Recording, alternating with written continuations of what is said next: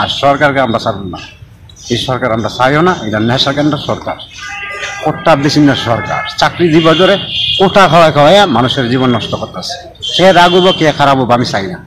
আমার ছেলে গেছে, আমি মরে যাবো, কিন্তু সত্যিটা মরে যাবো, হয়ে যাবো। চাকরি দিব ডরে এই নেশার কাণ্ড চলে দিচ্ছে।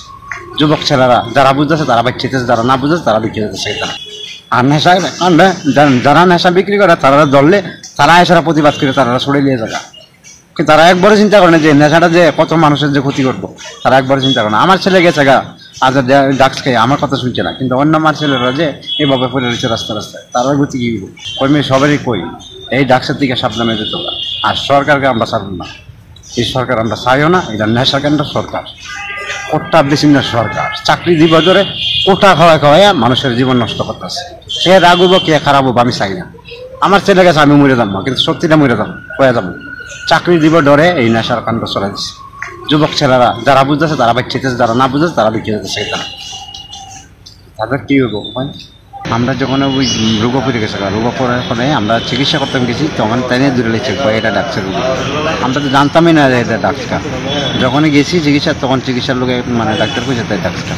তখন থেকে তার ট্রিটমেন্ট শুরু করতাম। এই জলের কাজ করতো, দোকানে দোকানে জল দিত, জলের কাজ করতো, এই কইরা এই নেশা করতো। আর যখন আমি সন্ধ্যার সময় যেতাম, সারাদিনে যেতাম, সকালে বেরিয়ে সারাদিনে কামের থেকে যেতাম। সংসারে তার কেউ নাই, আমি আমার ছাড়া সংসারটা চালাই যেতাম। সেই রাতের বেলা দেখি যে এই অবস্থা, আবার কি ডাক্তারের কাছে যাই।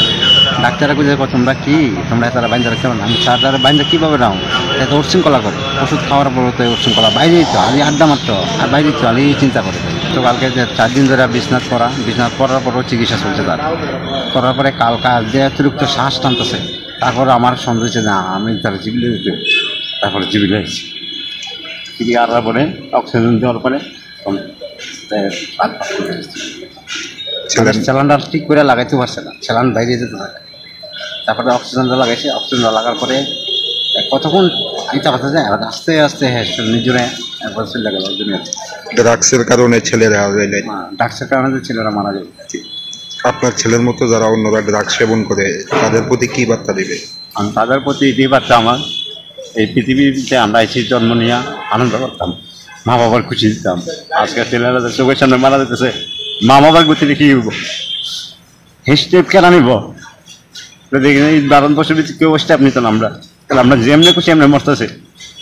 আর নেশা কাণ্ডে যারা নেশা বিক্রি করে তারা ধরলে তারা এসারা প্রতিবাদ করে তারা ছড়ে নিয়ে যাবে। কিন্তু তারা একবারও চিন্তা করে না যে নেশাটা যে কত মানুষের যে ক্ষতি করবো, তারা একবারও চিন্তা করে না। আমার ছেলে গেছে গা আজ ডাক্স খেয়ে, আমার কথা শুনছে না, কিন্তু অন্য আমার ছেলেরা যে এভাবে পড়ে রয়েছে রাস্তায়, তারা গতি কি হইব? কোন ছেলে আপনার? আমার 2 ছেলে। এই ছেলে বড় না ছোট? এই ছেলে বড়। নাম কি ছেলে? ঋতুশ্রী দাস। বয়স কত? বয়স হইল 22। মাত্র 22 বছরে ছেলের মৃত্যু। 22 বছর ছেলের মৃত্যু নেশার কারণে। কি বার্তা দিবেন রাজ্য সরকার বা রাজ্য পুলিশের? আমি তো সব পুলিশ কর্মী সবারই কই এই ডাক্তার দিকে সাবধানে যেত। আর সরকারকে আমরা ছাড়ব না। এই সরকার আমরা চাইও না। এটা নেশা কেন্দ্র সরকার, কোটা বিচ্ছিন্ন সরকার। চাকরি দিব ধরে কোটা খাওয়াইয়া মানুষের জীবন নষ্ট করতেছে। সে রাগ হইব, কে খারাপ হবো আমি চাই না। আমার ছেলে গেছে, আমি মরে যাবো, কিন্তু সত্যিটা মরে যাবো, হয়ে যাবো। চাকরি দিব ডরে এই নেশার কাণ্ড চলে দিচ্ছে। যুবক ছেলেরা যারা বুঝতেছে তারা বাইতেছে, যারা না বুঝেছে তারা বিক্রি করতেছে। তাদের কি হইব? আপনার নাম কি? আমার নাম তপন। বাড়ি কোন জায়গায়? আড়ালিয়া। ছেলে এমনিতে কি করতো? ছেলে এমনি জলের কাজ করতো, দোকানে